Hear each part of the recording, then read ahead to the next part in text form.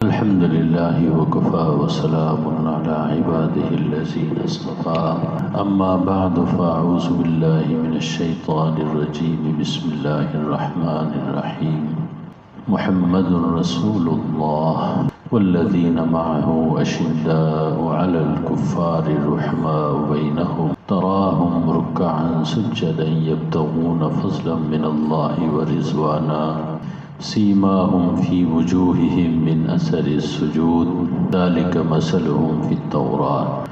صدق اللہ العظیم۔ قرآن حکیم میں اللہ رب العزت ارشاد فرماتے ہیں محمد الرسول اللہ، محمد صلی اللہ علیہ وسلم اللہ کے رسول ہیں۔ الذین معہ اشداء علی الکفار، اور جو آپ کے ساتھ ہیں صحابہ کرام، وہ کافروں کے اوپر تو بڑے سخت ہیں۔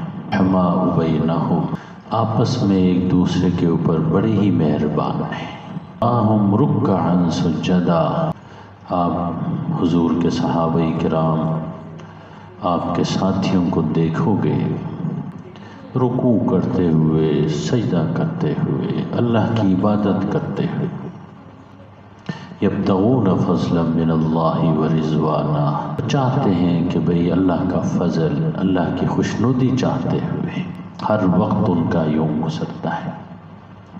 سیماہم فی وجوہہم من اثر السجود، ان کے پیشانیوں کے اوپر، ان کے چہروں کے اوپر ان کے سجدوں کے اثرات نمایاں ہوں۔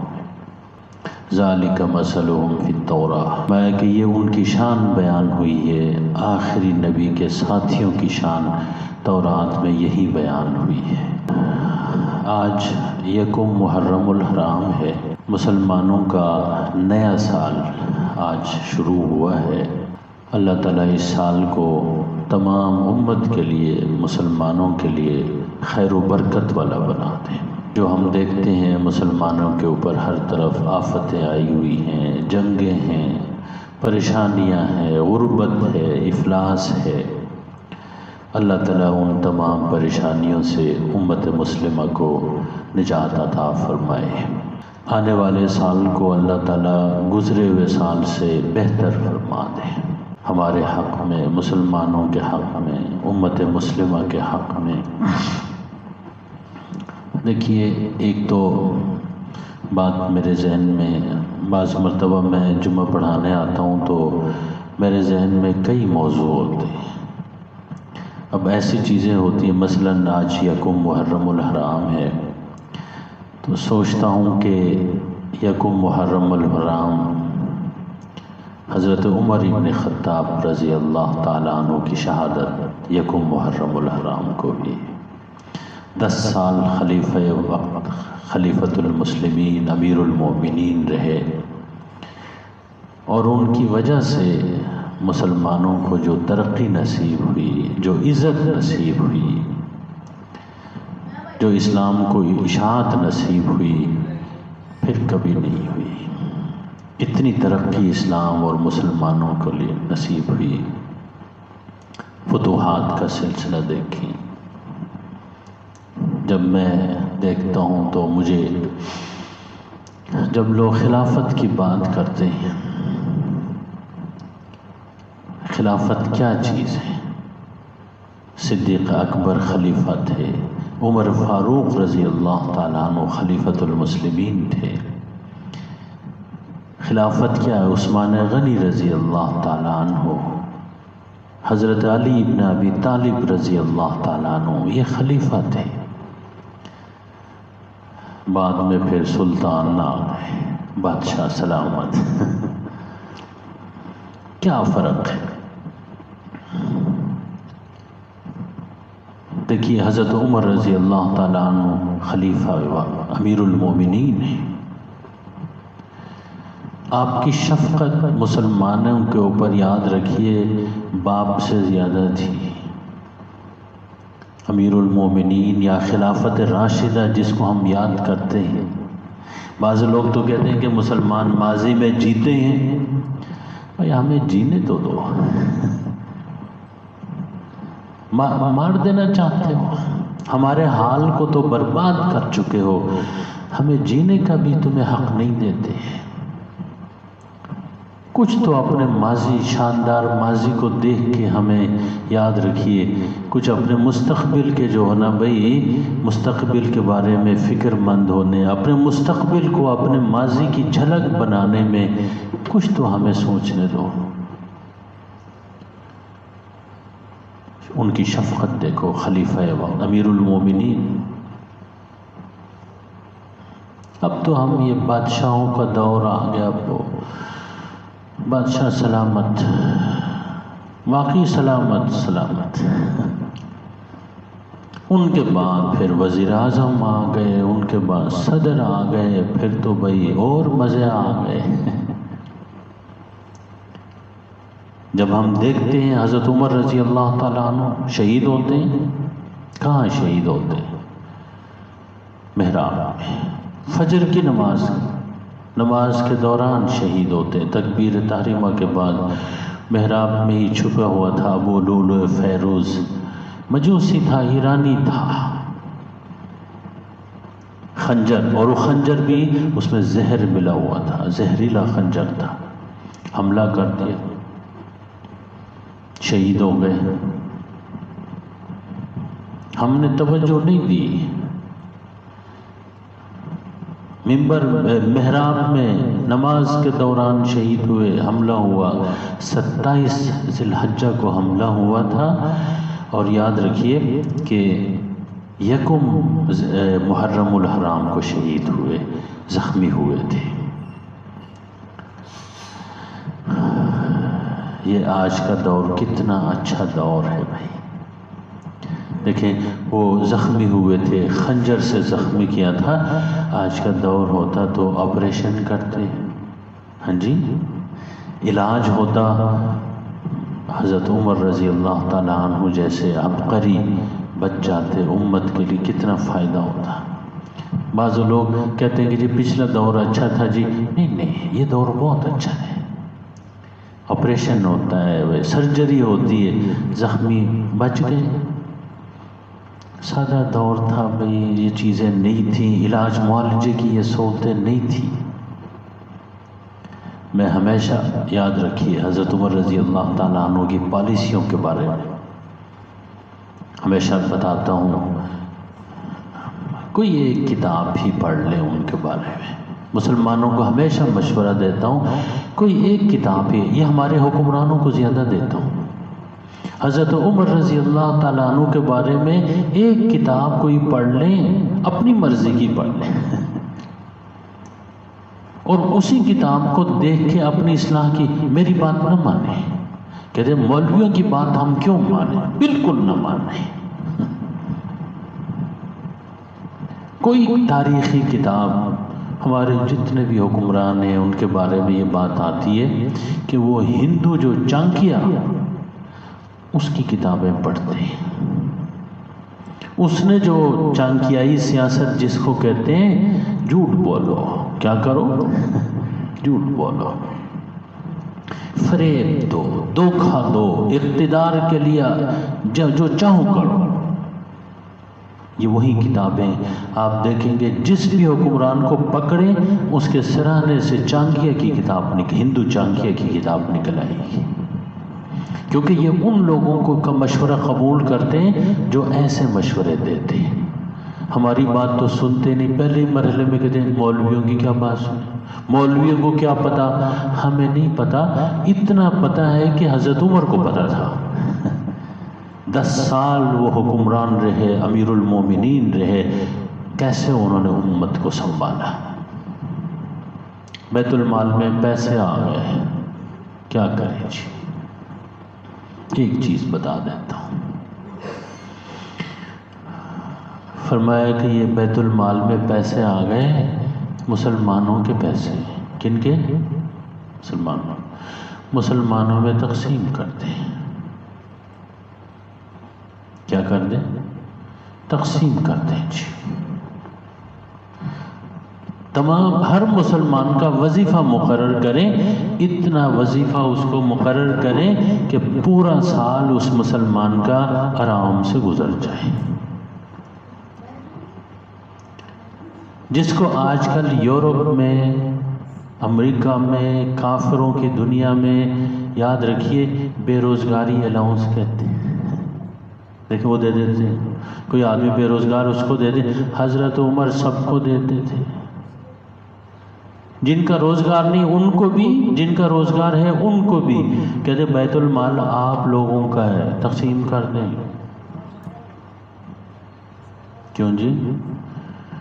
اس لیے ہم خلافت کی بات کرتے ہیں کہ شاید بیت المال میں سے 2-4 پیسے ہمیں بھی مل جائیں۔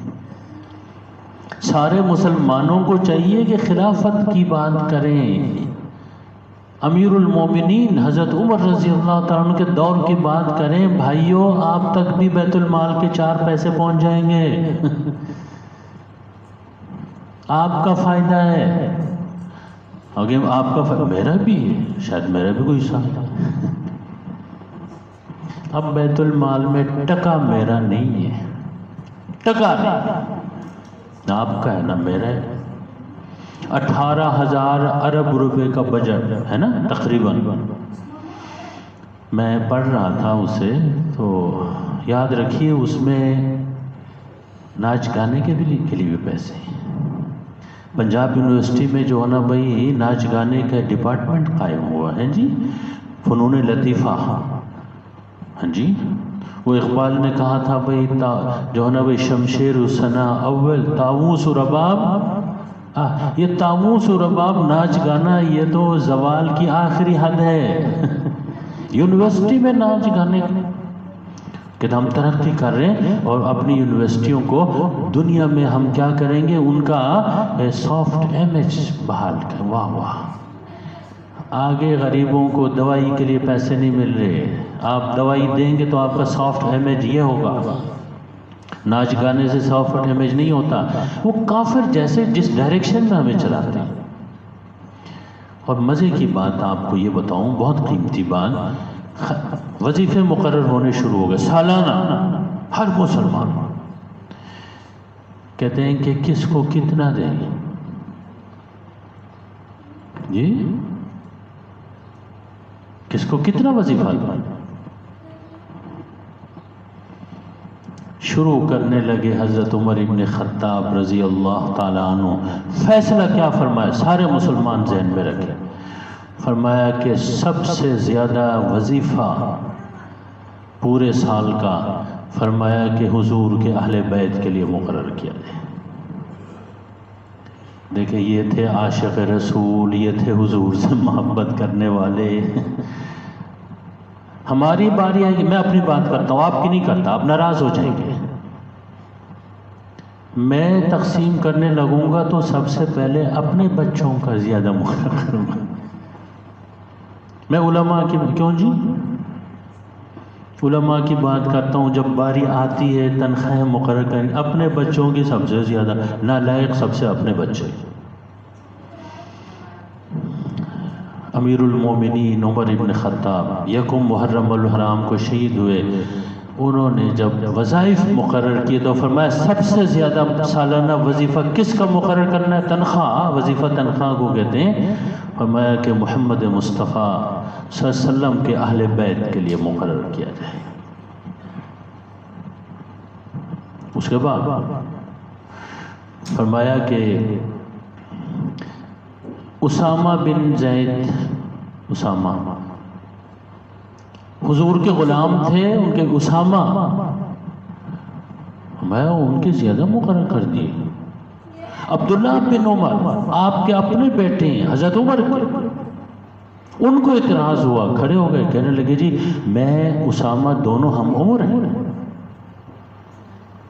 جس جہاد میں وہ شریک ہوئے ہیں اس جہاد میں اپنی تلوار بے نیام کر کے اسلام کی اشاعت اور تبلیغ کے لیے میں بھی پہلی صف میں تھا، اسامہ بھی تھے، ان کا اپنے وظیفہ زیادہ مقرر کیا، تنخواہ سالانہ میری کم مقرر کی ان سے۔ دیکھا عبداللہ ابن عمر بھی کوئی کم نہیں، خدمات کے اوپر بات ہو رہی ہے۔ مسئلہ یہ تھا کہ میری بھی دین کے لیے اتنی ہی خدمات ہیں جتنی خدمات کن کے ہیں، اسامہ کی، ان کا اپنا وظیفہ زیادہ مقرر کیا، میرا کم مقرر کیا، امیر المومنین کے بیٹے کا وظیفہ کم مقرر ہوا۔ حضرت عمر رضی اللہ، یاد رکھیے سارے مسلمانوں تک یہ بات پہنچنی چاہیے، حضرت عمر امیر المومنین، خلافت راشدہ، جب ہم کہتے ہیں خلافت، لوگ کہتے ہیں جمہوریت، لوگ کہتے ہیں سیاست، بھائی یہ خلافت۔ کہنے لگے کہ بیٹا بات یہ ہے کہ بالکل مجھے پتہ ہے، یاد ہے کہ جس جہاد میں آپ شریک وہاں اسامہ بھی شریک، دونوں اسلام کی اشاعت کے لیے، اسلام کی تبلیغ کے لیے۔ لیکن بات یہ ہے کہ حضور پاک صلی اللہ علیہ وسلم آپ سے زیادہ اسامہ سے محبت کرتے تھے۔ اپنے بیٹے کو کوئی کر سکتا ہے؟ میں تو نہیں کر سکتا۔ میں تو کہوں گا کہ جی میرے بیٹے نے اسلام کی سب سے زیادہ خدمت کی، اگرچہ نماز ہی نہ پڑھتا ہوتا ہوں۔ اپنے بیٹے کو، اپنے بھائی کو، اپنے بھتیجے کو، ہاں جی چچا تایا ماما، پھر تو ایک ہجوم۔ جب باری آتی ہے کہ بھائی کس کو جو نا بھائی صدر بنائے، کہتے ہیں مجھے بنائے، وزیر اعظم کہتے ہیں مجھے بنائے، فلاں ایک سیٹ خالی کہتے ہیں میرے والد کو بھی وہاں ڈال دیں تاکہ چلتا رہے۔ خلافت راشدہ کس چیز کا نام ہے؟ میرٹ کے اوپر فیصلے کرنے کا نام ہے۔ کہنے لگے بیٹا اسامہ کو حضور پاک صلی اللہ علیہ وسلم آپ سے زیادہ اسامہ سے محبت کرتے تھے، اس لیے میں نے ان کا وظیفہ آپ سے زیادہ مقرر کیا، ان کی تنخواہ زیادہ سالانہ مقرر کر دی۔ یہ محبت تھی۔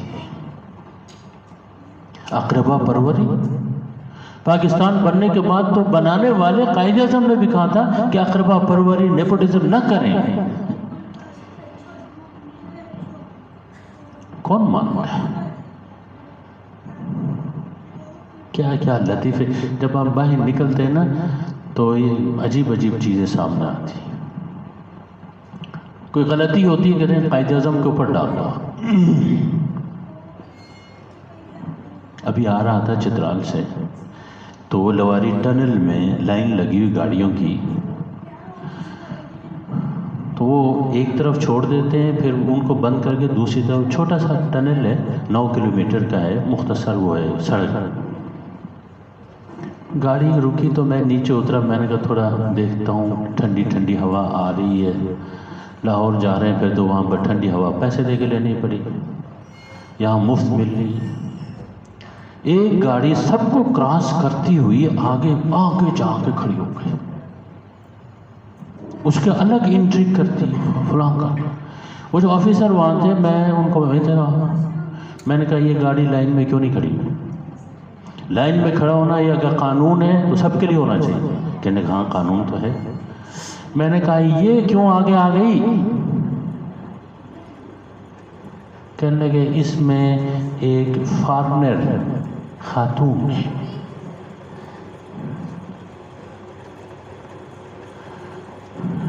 کوئی باہر انگریز کافر عورت اس میں بیٹھی ہوئی، اس کو الگ لائن میں نہیں کھڑا۔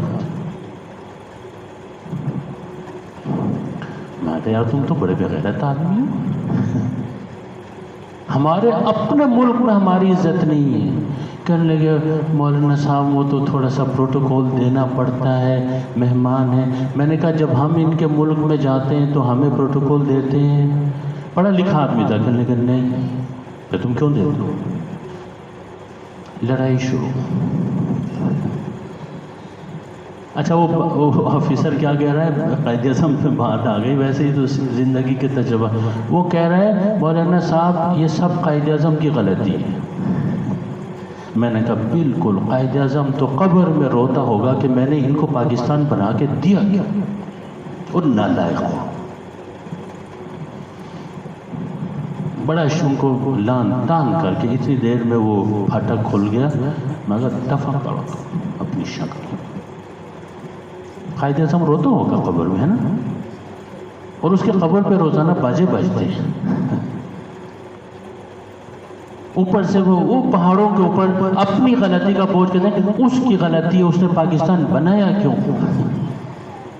باقی اسی رو رہا ہوگا قبر میں کہ ان نالائقوں کو، ان بے غیرتوں کو پاکستان بنا کے کیوں دیا؟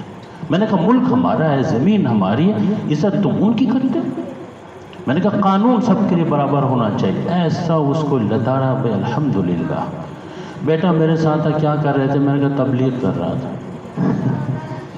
میں نے کہا پچھلا جمعہ نہیں پڑھایا، وہ یہ جو ہے پہاڑ کے اوپر جمعہ پڑھا رہا ہے۔ میں نے کہا ادھر ہی جمعہ ہو گیا۔ بھائی غیرت والا معاملہ ہے، سارے بیدار ہو جائے، ملک ہمارا ہے۔ ہمارے ملک میں مسلمان کی عزت نہیں کرتا تو کوئی اور کرے گا؟ ہم خود اپنوں کی عزت نہیں کرتے۔ حضرت عمر رضی اللہ تعالیٰ عنہ کن کی مسلمانوں کی عزت کرتے تھے؟ کن کی عزت کرتے تھے؟ جن سے حضور محبت کرتے تھے ان کی عزت زیادہ کرتے تھے، اسامہ کو۔ اور اس سے بھی بڑی بات آگے بتانے والا ہوں، آپ بھی حیران ہوں گے، میں بھی خود حیران ہوں۔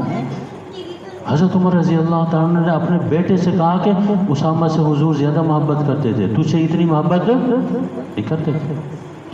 اگلی بات جو بڑی خطرناک ہے وہ تو کوئی بھی نہیں کر سکتا، شاید وہ حضرت عمر ہی کرتا۔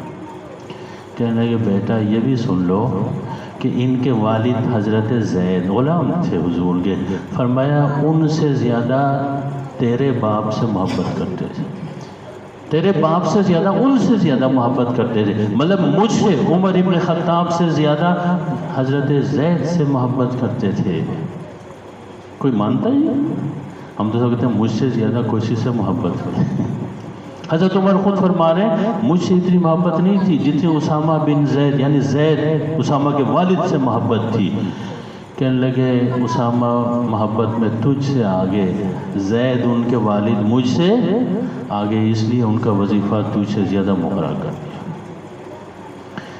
وظیفہ کے کیا مطلب؟ پورا سال مسلمان گھر میں عیش کریں، کوئی اپنا کام کرتے ہیں، ان کی مرضی ہے، ملکی ترقی میں حصہ لیں، لیکن یہ کہ کوئی مسلمان بھوکا نہیں سوئے گا۔ بھائی یہاں 3500 تک جو ہے نا بھائی وظائف سال کے درہم مقرر کیے۔ اب 3500 درہم بہت بڑی رقم ہوتی تھی۔ ہر مسلمان اگر اس کو کوئی کام کاج نہیں آتا، کوئی جو نا بھائی روزگار نہیں ہے، وہ بھی بھوکا نہیں سوئے گا، کھانا کھائے گا اور اپنی زندگی گزارے گا، اپنے بچوں کو پالے گا۔ یہ ہے خلافت راشدہ، یہی ہے امیر المومنین عمر ابن خطاب۔ جب ہم اسلامی نظام کی بات کرتے ہیں، ہم اس نظام کی بات کرتے ہیں۔ ہم اپنے نوجوانوں کو سمجھا نہیں پاتے ہیں کہ ہم کس نظام کی بات کرتے ہیں۔ اسلامی نظام شاید وہ سمجھتے ہیں مولوی صاحبان پگڑی باندھ کے جبہ ڈال کے آ جائیں گے، ہے جی؟ وہ مولویوں والا نظام ہوگا۔ اسلامی نظام، اسلامی نظام، اسلام حکمران، اسلام کے قوانین قرآن و سنت حکمران ہو، آپ چلائیں بھائی صاحب چلائیں۔ انگریز کے لکھے ہوئے قانون کو چلا سکتے ہیں تو کیا اللہ رسول کے بنائے ہوئے قانون کو چلا نہیں سکتے؟ لکھ کر دے دیا جائے اور لکھا ہوا موجود ہے۔ ڈاکٹر تنزیل الرحمن صاحب نے لکھ کے دفعات کی شکل میں اسلامی قوانین کو لکھ کے دیا ہوا ہے۔ ہم سے تو کوئی پوچھے، اب جب بھی بات کرو تو کہتے ہیں کون سا اسلام جی، کون سا اسلام جی؟ دیوبندیوں والا اسلام، بریلویوں والا اسلام، اہل حدیثوں والا اسلام، شیعوں والا، سنیوں۔ بھائی اسلام نہ دیوبندیوں کا ہے، نہ شیعوں کا، نہ سنیوں کا۔ اسلام کہاں پر ہے؟ قرآن اور سنت میں موجود ہے وہی اسلام، اس میں کسی کا کوئی وہ نہیں ہے۔ وہ دفعات کی شکل میں ڈاکٹر تنزیل الرحمن صاحب نے لکھ کے بھی دیا ہوا ہے۔ موڈ نہیں ہے اسلام کی طرف آنے میں، موڈ نہیں ہے کہ بہانے بنا رہے ہیں، بہانے چلا رہے ہیں۔ میں آپ کو بتا دیتا ہوں، آپ قرآن کو اٹھا لیں، وہاں لکھا ہوا اعدلوا هو اقرب للتقوی، عدل کرو۔ اس اصول کو آپ اپلائی کریں، عدل کریں۔ اب اس میں کسی کا بھی کوئی اختلاف ہے؟ عدل کریں۔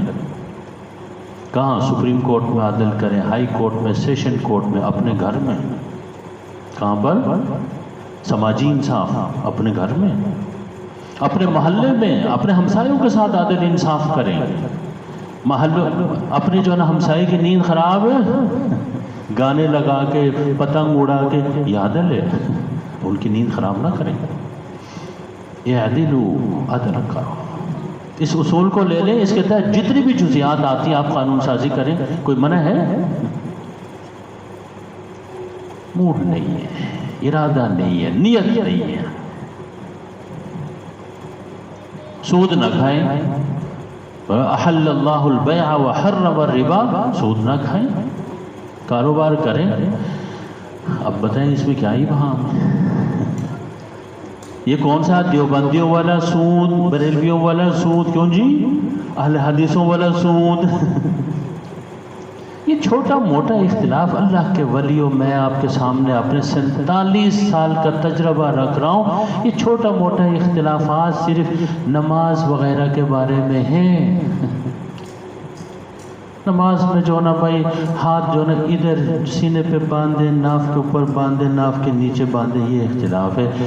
اور یاد رکھیے کہ نہ ناف کے اوپر باندھے، ناف کے نیچے باندھے، سینے پر باندھے، کھلا چھوڑ دیں، باندھے ہی نہ. نماز ہوگی کہ نہیں ہوگی؟ ہمیں کدھر پھنسایا گیا ہے؟ نماز تو ہوگی، ایشو ہی نہیں. جو چیزیں ایشو نہیں ہیں ان میں ہمیں پھنسایا گیا ہے، اور ہم پھنستے جا رہے ہیں، پھنستے جا رہے ہیں. سود حرام ہے کیا؟ یاد رکھیے، سینہ ادھر رکھنے والے کہتے ہیں سود حلال ہے، ناف کے اوپر والے کہتے ہیں سود حلال ہے، نیچے نہیں، کھلا چھوڑنے والے نہیں. یہاں تک کہ مغرب کے جو دانشور ہیں، معیشت کے ماہرین ہیں، انہوں نے کہا ہوا ہے 16 خرابیاں سود کی انہوں نے لکھ کر دے دی ہیں کہ اس کے اوپر پابندی ہونی چاہیے. کتنی؟ 16 کے قریب خرابیاں. لیکن حدیث شریف میں رسول اللہ صلی اللہ علیہ وسلم نے فرمایا کہ 72 خرابیاں ہیں. کتنی؟ سود کے اندر. اب تک معیشت دان ماہرین کتنے خرابیوں تک؟ 16-17 تک پہنچے. اب آگے دیکھیں اور کیا راز کھلیں گے، لیکن اس کی بات کوئی نہیں کرتا. بہرحال میں حضرت عمر ابن خطاب رضی اللہ تعالیٰ عنہ ان کی بات کرتا ہوں. ایک قحط کا زمانہ تھا. ان کا ایک بیٹا جو نا خربوزہ کھا رہا تھا. کیا کھانا تھا؟ ہم جب کہتے ہیں خلافت راشدہ، خلافت حکومت کو کہتے ہیں، ایسی حکومت جس میں رشد و ہدایت ہو. ہماری جتنی بھی حکومت ہیں اس میں گمراہی ہے، رشد و ہدایت نہیں ہے. بتا رہا تھا 18,000 یاد رکھیے ارب روپے کا بجٹ پیش ہوا ہے، اور میں وہ جو ہے نا بھائی تلاش کرتے کرتے تھک گیا ہوں کہ اس میں میرے لیے کوئی 2 پیسے ہیں، کیونکہ میں قرآن اور سنت پڑھاتا ہوں. قرآن اور سنت دین پڑھانے والوں کے لیے بھی کیا اس میں کوئی 2 پیسے 5 روپے ہیں؟ مجھے نظر نہیں آ گیا. نہیں ہے اس میں. پھر ہم کہتے ہیں اسلامی جمہوریہ پاکستان رحمہ اللہ. کدھر اسلام ہے، کدھر جمہوریت ہے بھائی، کدھر پاکستان ہے بھائی؟ سمجھ نہیں آتا. سارا پیسہ کدھر دیں گے؟ سود پہ دے، سود جو بینکوں سے سود لیا ادھر دیں گے. اسلامی جمہوریہ پاکستان. غریب وہیں کہ وہیں. غریبوں کے پاس جا کے کبھی پتہ کریں، لگ پتہ جائے گا. حضرت امیر المومنین عمر بن خطاب رضی اللہ تعالی عنہ خربوزہ کھا رہے تھے اور اپنے پیسے دے کے خرید کے کھا رہے تھے. قحط کا زمانہ تھا، مسلمانوں کو بھائی روٹی نصیب، حالات معاشی حالت کمزور تھی. حضرت عمر دوڑے ان کی طرف، دوڑ کے پکڑ لیا، ان سے کہنے لگے محمد صلی اللہ علیہ وسلم کی امت کو روٹی نصیب نہیں ہو تو فروٹ کھا رہے ہیں جی. اپنے بیٹے سے آپ کبھی کیلا چھین کے مجھے دکھا دیں، پھر میں بھی آپ کو امیر المومنین مان لوں گا. قحط کا زمانہ اس وقت کیا ہے؟ 10 کروڑ مسلمان غربت کی لکیر سے نیچے زندگی گزار رہے ہیں. قحط نہیں ہے. اس زمانے میں تو صرف روٹی کی قحط ہوتی تھی، روٹی کا قحط ہو گیا. آج کل قحط کی اور چیزیں، لوڈ شیڈنگ، بجلی کا قحط ہے کہ نہیں؟ اس وقت ہم قحط میں مبتلا ہے، لائٹ نہیں ہے، گیس، سوئی گیس، رات 10 بجے کے بعد گیس نہیں آتی، مہمان آ گئے تو چائے کیسے پلائیں؟ خود بھی کوئی کھانا وانا کا کوئی بعض مرتبہ آدمی لیٹ آتا ہے اپنے کام کاج سے، قحط، گیس کا قحط، بجلی کا قحط، اور سب سے بڑھ کر انسانیت کا قحط۔ بندہ سامنے تڑپ کے مر رہا ہوتا ہے، کوئی اس کی مدد کے لیے تیار نہیں ہوتا۔ ہر چیز کا قحط۔ حضرت عمر رضی اللہ عنہ نے خربوزہ واپس لیا، امت محمدیہ کو روٹی نصیب نہیں ہو، تو فروٹ کھا رہے، حالانکہ وہ اپنے پیسے سے کھا رہے، کہ لگا امیر المومنین کا بیٹا ہے، تجھے امت کا ساتھ دینا چاہیے۔ کیوں جی؟ اب امت 10 کروڑ لوگ غربت سے نیچے زندگی گزاریں، اپنے وزیر اعظم سے پوچھیں کیا وہ اپنے بیٹے سے، جی بیٹی سے، فلاں سے فلاں سے فلاں سے کوئی چیز واپس لے سکتے؟ بھائی جان، اب خربوزے کی بات نہیں ہے، بڑی بڑی گاڑیاں ہیں، وزیر اعظم صاحب کیا اپنے بیٹے سے، اپنے پارٹی کے لوگوں سے، اپنے وزیروں سے بڑی گاڑی نیچے اتار کے چھوٹی گاڑی میں بٹھا سکتے ہیں؟ قحط کا دور ہے، 10 کروڑ لوگ خوراک کی کمی کا شکار ہیں، غربت کے افلاس۔ اس لیے ہم یہ بھی دعا کریں گے، یا اللہ نیا سال آ رہا ہے، یا اللہ غربت سے پاکستان کو نجات عطا فرما۔ غریبوں کو دیکھ کے، ان کے حالات دیکھ کے دل خون کے آنسو ہوتا ہے، کیونکہ ہم تو غریبوں کے بیچ میں رہتے ہیں، مشکلات دیکھ کے۔ اور یہ کہ خلافت یہی ہے کہ بھئی اپنے بیٹے سے، اپنے بیٹے کو امت کے ساتھ جوڑ دیں، یہی خلافت راشدہ ہے، یہی حضرت امیر المومنین عمر ابن خطاب رضی اللہ تعالیٰ عنہ فرمایا کہ بھئی رحماء بینہم، آپس میں بڑی شفیق، امت کے اوپر شفقت، مہربانی، لیکن کافروں کے بارے میں انتہائی مضبوط موقف والے، اشداء علی الکفار۔